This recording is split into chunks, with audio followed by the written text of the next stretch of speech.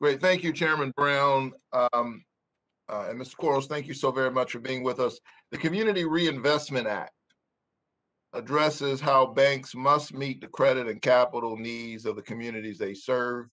Congress, of course, passed the CRA, as you know, in 1977 in response to real problems like redlining, a practice by which banks discriminated against prospective customers based primarily on where they lived or their racial or ethnic background, rather than their actual credit worthiness. So the CRA not only addresses a harmful legacy of discrimination in lending, but also racism and bias in our current lending system that harms communities and blocks wealth building opportunities. So I was happy to hear about last week's decision by the OCC to halt implementation and reconsider its controversial CRA rulemaking, which started under the previous administration. This proposed rule would have watered down this important civil rights era legislation and harmed many working class communities. Vice Chair Quarles, the Fed also has oversight authority over the CRA and was notably absent from last year's rulemaking. Do you believe a joint CRA rulemaking with the Fed, OCC, and FDIC is important to ensure we do not leave our most vulnerable communities behind?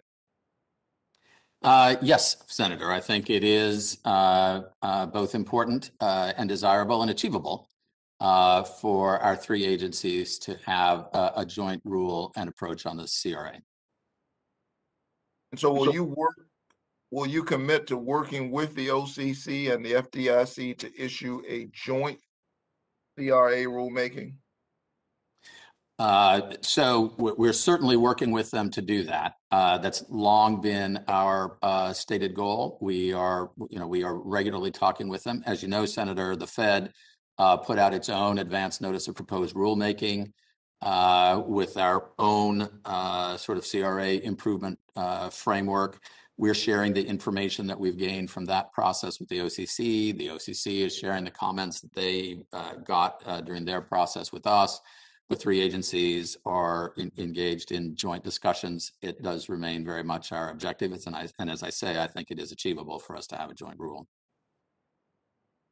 I agree, and I think it's much more important for us to get the reform right than to do it quickly. And so I'm hopeful that you will gather feedback from broad and diverse stakeholders to make sure that we get a joint rule and make sure that we get the CRA reform right.